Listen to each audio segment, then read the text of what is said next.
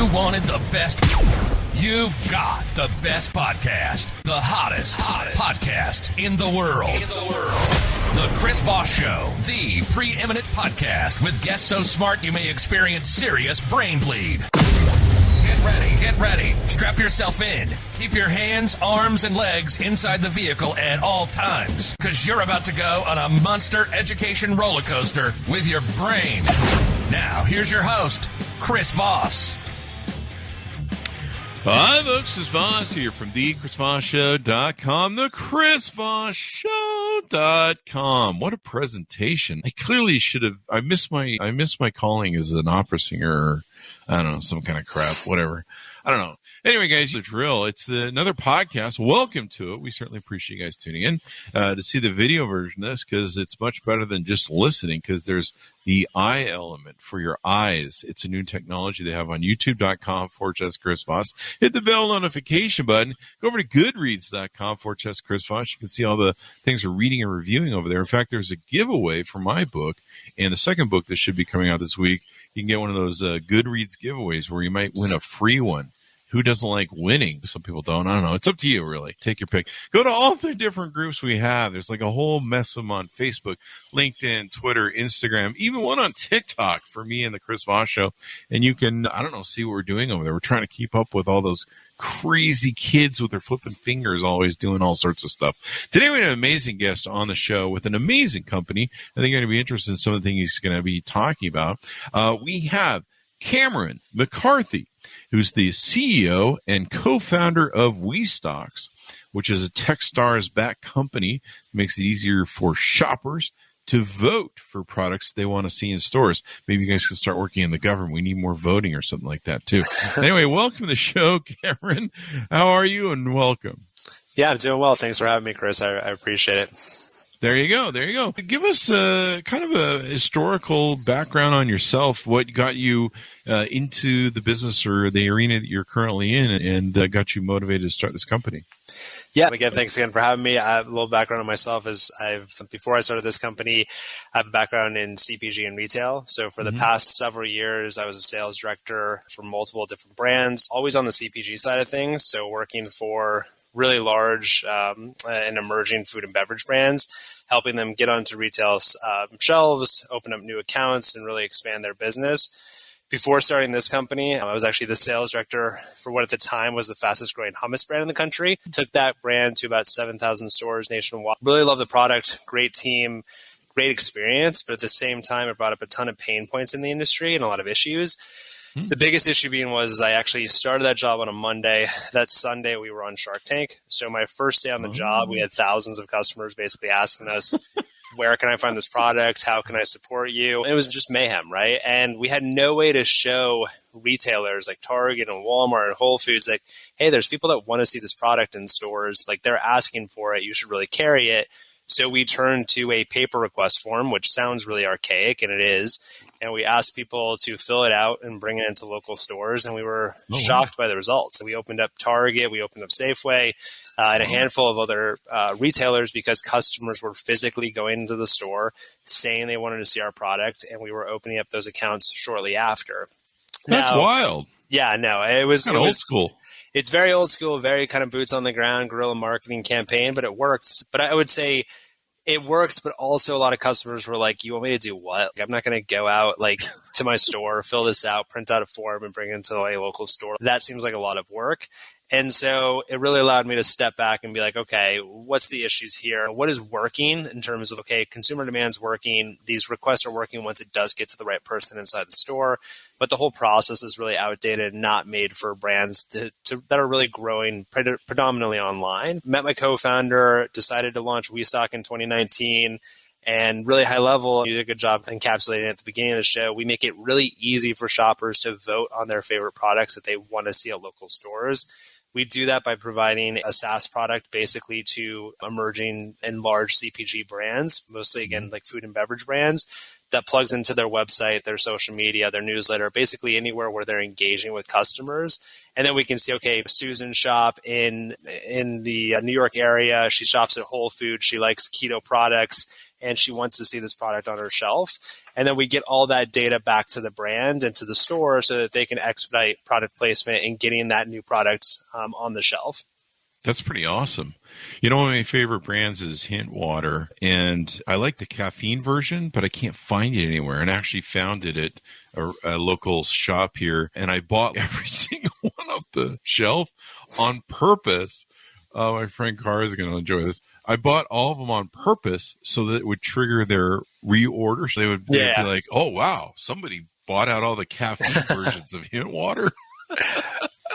And darn it, I cannot get those guys to refill it. I think she's production or something, because I've tried to buy it on her website too. And I think with the way everything going on, the way it's going on, but that's the thing where I was like trying to vote for what I wanted. And I remember Walmart said years ago when they were talking about organics, this was 10 years and 60 minutes ago or something.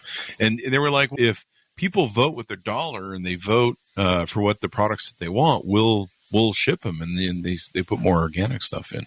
So I think this is really cool. What's a CPG brands for those, or maybe the layman in the audience that aren't familiar with that terminology? Yeah, and apologies. I hate when people use industry terms and then don't describe what they are. It's like it's not like investment banking that I'm doing over here. So CPG is like consumer packaged goods. So any product that you're going to find in your grocery store, in your big box retailer like a Walmart or a Target, any product that's essentially wrapped inside of the store is going to be a consumer packaged good product. So it doesn't matter if it's a pet food, a health and beauty item, a food and beverage product. That's essentially a CPG product or the CPG industry.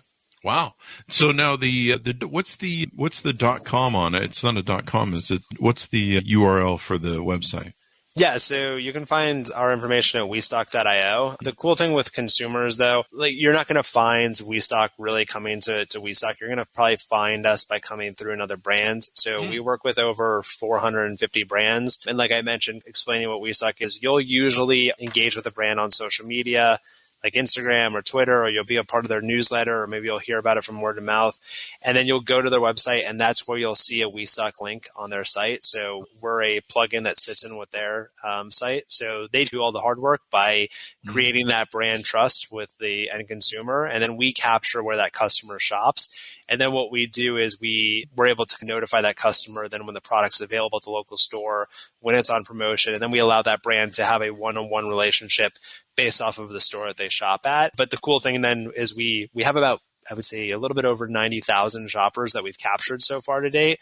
So we now introduce our shoppers to all of our products, and we're really a platform for product discovery for them to be able to find new products and earn promotions and things like that. That helps both you and your clients out because it makes you pretty centrally viable then. Yeah, I mean, it gives us a community element. And so for us, like our long-term goal is to really have the biggest audience of hungry and motivated shoppers in the country here over the next few years. So it's been good. And I would say if you're a consumer listening to this, this podcast, check out app.westock.io. That's going to bring you to like our landing page for all of our different brands, and you're going to be able to discover thousands of new products there. I think this is brilliant because there's so much stuff that I want. I have a favorite coffee that I just switched to called Devil's Mountain. I actually getting paid for this. And it was referred to me by Rollo Tomasi and on his YouTube channel. And he was like, I'm drinking Devil. It has highest caffeine. I thought I was drinking the highest caffeine.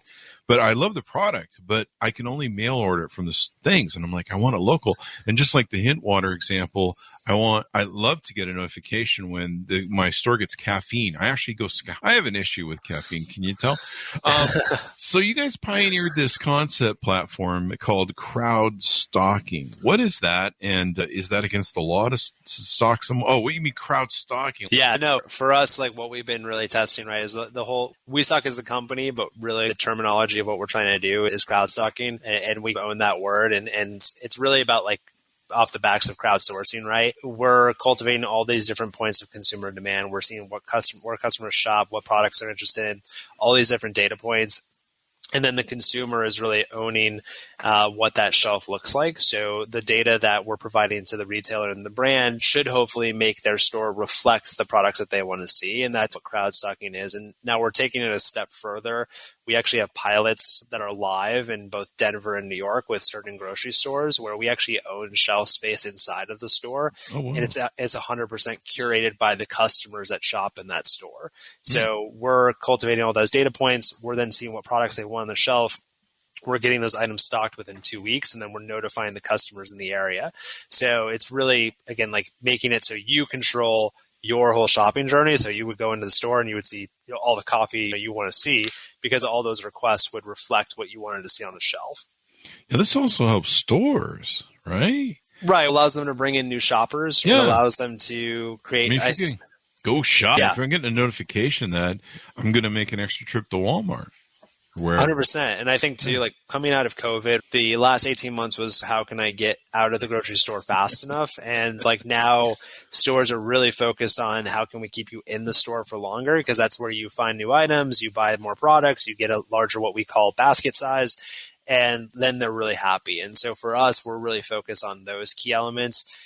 There's a lot of startups playing around in like the 10-minute, 15-minute delivery space. Like we don't believe in that. Like we're all about curation and product discovery and taking your time, and you voting with your dollar is a very serious thing. So yeah, we're super excited, and hopefully crowd stocking we think is like the next local, right? You're going to go into your store, you're going to ask them where the crowd stocking set is, or you're going to ask them if they participate in crowd stocking, and they're going to show you where that set would be.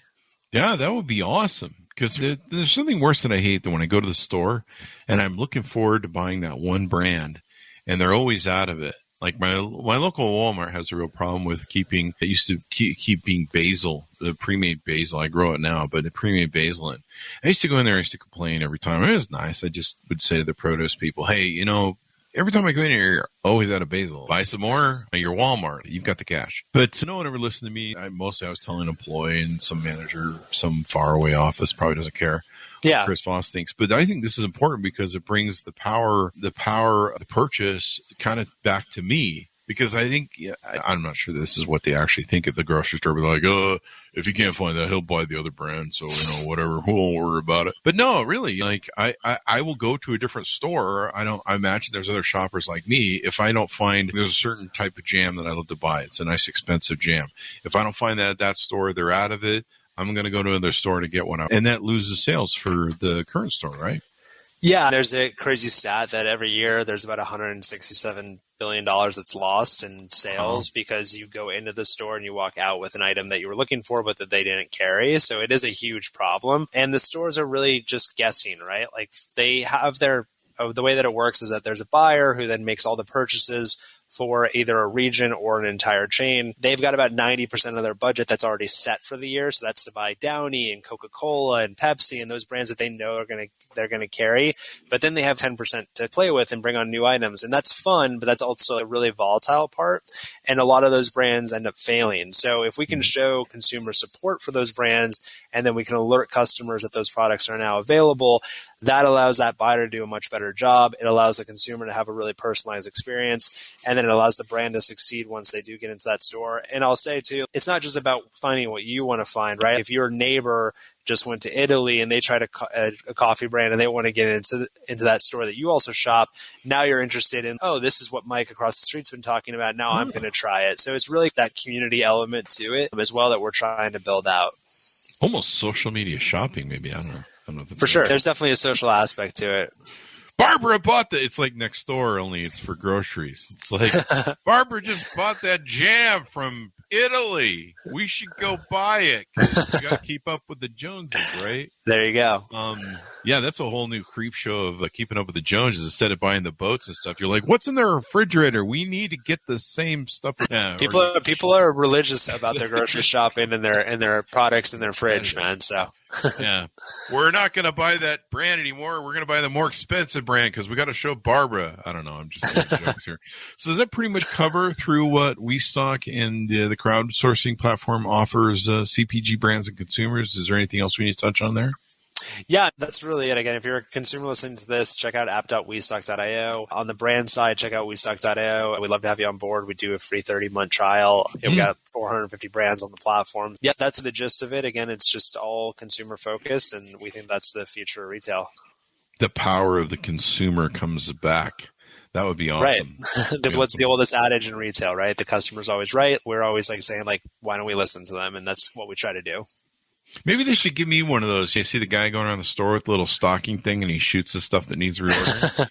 You should give me one of those. And I can just go, hey, I need more of these. Give me 8 more of these. Yeah. And then it bills it to my account or something. You put your credit card in there and I don't know. I think I just invented something. So how did you come to know this was an important tool for CPG companies and get brands on shelves and for consumers to find the brand? Yeah, I think for us, like going back to the brands that we have on the platform, we did a lot of kind of research and had a lot of conversations with brands. What we saw is no matter from day one, whether it's they're setting up shop at a farmer's market or they're testing it out in their kitchen, brands are usually getting experiences, they're getting feedback from customers, and they're creating what they would call like their tribe. The issue is as they scale and they grow that tribe or that audience, it's really hard to scale their retail store count with that. And a lot of times they'll grow their online audience much faster than they grow their retail footprint. So for us, it's okay, well, we're here really from your journey from day one to see where your customers shop, turn those insights into actionable data so that as your audience is growing, your store count and your distribution can grow as well. And then just really testing that over the last 3 years and making sure that it's stuck and seeing the retention we have across of our customers. And really, the product today is not what it was 3 years ago. So we've continued to iterate, and that's really what's led to the success so far. And then on the consumer side, we're really now it's just starting to dabble with making the consumer happy, right? Like consumers don't know what WeStock is, nor should they really at this point. The brands are really our customers. But now we have these 90,000 customers. We know where they shop. We know what kind of products they're interested in. And we want to be able to bring them not only the product that they came there to make a request for, but other awesome items so that we can really benefit the whole community. So really in the testing out phase with that second component, but the early signs are pretty good. Yeah.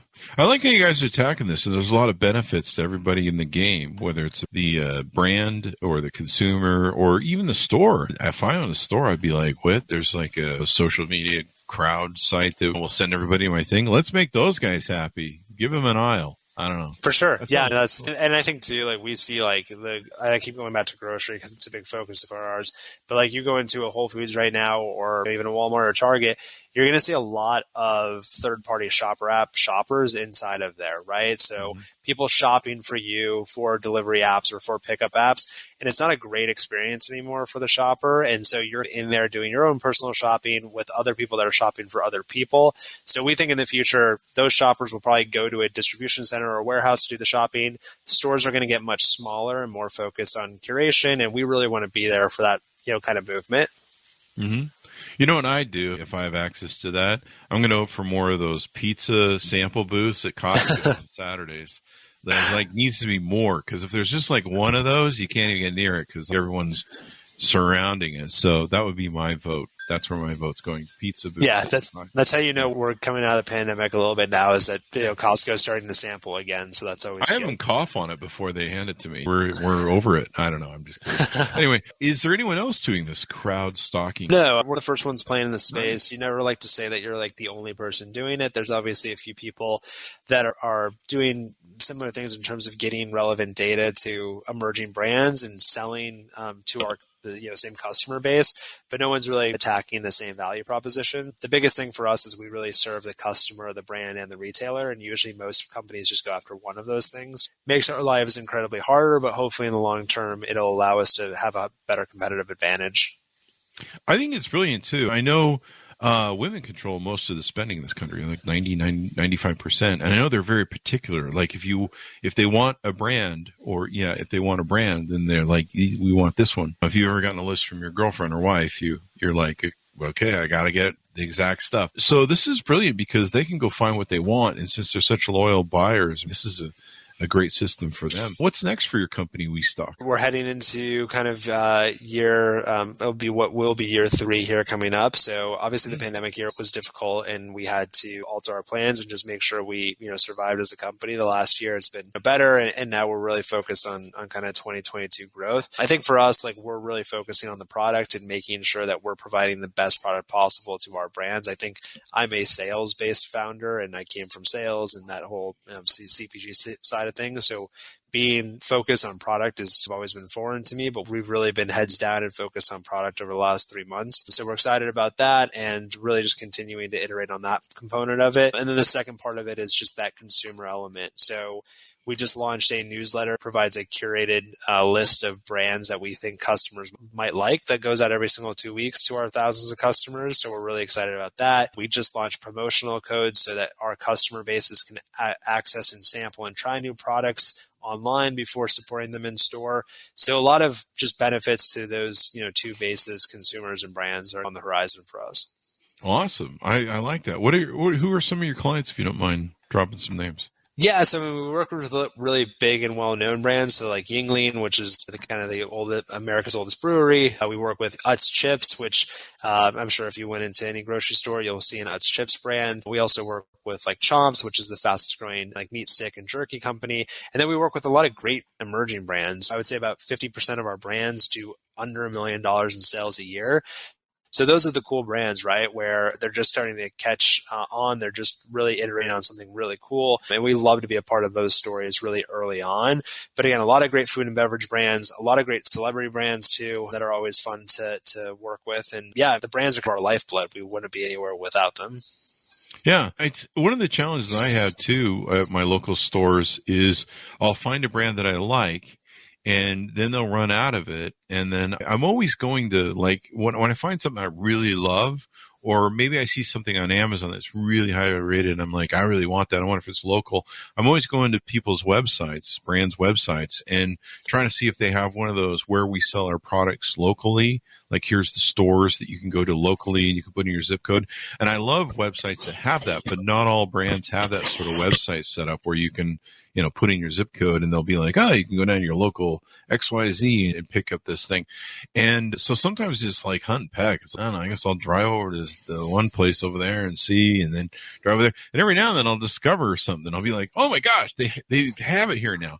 And consumers look for that stuff. I've done it a lot because I'm real particular about what I buy and the quality of something. And so trying to find it, especially if it's in other stores or other different, sometimes you got to go to different brand stores and stuff. But this is pretty cool. I love what you guys are doing. And I imagine within tomorrow, Microsoft and Amazon will also be doing crowd stock. This will be the newest thing, like NFTs, right? Maybe. There you go. Yeah, I would say, going back to your point, it's tough for brands because, what you're referencing, store locator, they're actually really expensive. They can be like tens of thousands of dollars a year for a brand. And so the way that distribution works, right, is you sell into a distributor, and sometimes you don't actually have visibility as the brand into what stores you're actually being sold into. So if I run this canned water company, I might not actually know how many stores I'm actually in. So I can't actually update that. So there's a lot of blind spots. So it's a big problem, and you're kind of not the only one probably dealing with it, for sure. It's definitely a widespread issue. And then the other issue too is when you want to go try and buy that product online, it's usually really expensive to try a product online. There's high shipping costs. You've got to buy 12 units instead of just one.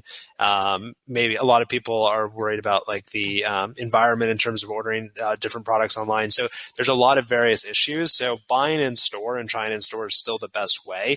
Although you would think from the press and the news coverage that DTC, direct to consumer, and e-commerce is taking over everything, most shopping still happens in store. Yeah. Yeah, and it's actually nice to go to the store and kind of wander around a little bit, as long as people stay away from me. But that probably won't ever go away, because I didn't like people near me before the pandemic. Come to think of it, I didn't like people at all before the pandemic, and I still don't. So there's that. So this is pretty awesome. I think it's brilliant what you guys have done. Any advice you want to give to someone looking to start a company, knowing the space, having passion or experience, or what are some of your thoughts on people who want to launch a company? I would say it's very tough. And I think the one thing that people don't mention is how lonely it is. Like, you just feel like you're on an island by yourself, isolated from friends, family, everything. So I would say unless you're 100% committed to the idea, and I don't just mean believe in it, I mean like you love it and you feel somewhat painful thinking that this can't exist in the world, you're probably not going to have the fortitude to push forward and through all the bad stuff, because that's the thing. Like, you're going to probably have more bad days than good. You just have to mentally be able to process that and understand, hey, this is part of the process. I need to push forward. And so unless you really love or believe in what you're pushing forward, it's going to be tough to get to that end goal. And I'm very far away from getting to that end goal. I'm still in that, hey, there's a lot more worse days than good. But I think believing in what we're doing helps get you to that point. Definitely. I was laughing because I've owned my own companies and worked for myself since I was 18, so I know the struggle. Sometimes I just, hey, can we get somebody to clean some up? Oh shit, it's just me, man. I used to joke, even when I had like 100+ employees, I would be the one that would pick stuff up off the floor. Or there's a paper or something, and you're always thinking about lawsuits. You're like, I should probably pick that up. Some attorney time, and I always tell people I'm the CEO and the janitor. It seems so. There you go. It is a lonely business. It's hard. I think people don't realize it, but it's one of the greatest self-actualizing things. I think it makes you grow up and self-actualize better than anything else in the world. That's my opinion of it. Yeah, no, I agree. I think it's definitely, there's no failure when you're starting, even if the company shuts down, because your network probably grew a lot. Mm-hmm. You're just learning. I think your education, like everything really grows during the process. We could shut it down tomorrow and I still wouldn't, have any regrets on what we did. So I definitely think it's worth the plunge. I would just say it's going to be much better if you're not so about an idea or on the fence about an idea. You're like, this is the idea. I got to push forward. And it's that kind of commitment is going to help. You got to have that thing that you just fall in love with, that you have drive for, and you just want to do it and kick butt. And I struggle with some of my companies because they were just investments, and just trying to care about them. I didn't really care about them. I cared about the money and the investment, the return, and being the CEO and getting stuff done. But a lot of times I'm just like, people will be like, it's great that you're passionate about this company. And I'm like, I hate this company. I hate everything we do. I just do it for the chess game and the strategy. So they gotta, and the last time I checked, I get paid for this or for that. But yeah, having something you're passionate about, that you love, that you can see the vision for, there's nothing like it, man. It's all the juice when you find it. Congrats to you. I think this is wonderful. I think this is a really interesting space that you're at. And wow, crowd stalking. I learned a new term today. I'm just really catching up on what NFTs are, and I still don't know. Yeah, maybe you got to shout it from the rooftops. So we're hoping to build it out. And if you ever need, I'm starting to dabble in NFTs, so I'm starting to slightly get it. So I don't know. It seems, I don't know, NFT, MLM. I don't know. Something. That's just a joke. People I know what NFTs are, and MLMs. Anyway, guys, thanks for tuning in. Give us your plugs one more time, Cameron, so people can find you guys on the interwebs and learn more about you guys. Yeah, WeStock.io is going to be the best place for brands. App.westock.io is going to be the best place for consumers. Our YouTube channel is probably the best place to find a lot of information about us, a lot of videos and how-tos. So just type in WeStock into YouTube, and then you can check out our Instagram too. Our handle is just _WeStock. So those are all the places you can find us. I'm available at Cameron@westock.io. And yeah, appreciate the time, Chris. There you go. I appreciate you coming by and giving us some advice and telling us about this. We're probably, crowd stalking. Now I gotta think about that some more. Otherwise, everybody will be like, "Hey, did you ever hear about crowd stalking? It's the latest thing." And I'll be like, "Darn it, we were early in that." Anyway, guys, thanks for tuning in. Thanks, Cameron, for being here. We certainly appreciate you spending some time. Thanks, man. Appreciate it. There you go. Guys, go to goodreads.com/Chris Voss. You can see everything I'm reading and reviewing over there, all the different authors we're interviewing. Go to youtube.com/Chris Voss. Hit the bell notification. You see all the wonderful videos we're doing. Go to Facebook, LinkedIn, Twitter, Instagram, all those different places. Oh, and if you're not aware yet, we recently got access, like 2 days ago, to the LinkedIn newsletter feature. And there's, I think, 2,000 people that have signed up in the last 24 hours. If you get a chance, go check out our LinkedIn newsletter. That's the newest thing. And this you'll probably be going out in the next couple of days over that, Cameron. There's the pressure of that. So yeah, it's pretty interesting. LinkedIn newsletter. Anyway, guys, thanks for tuning in. Be good to each other, and we'll see you guys next time.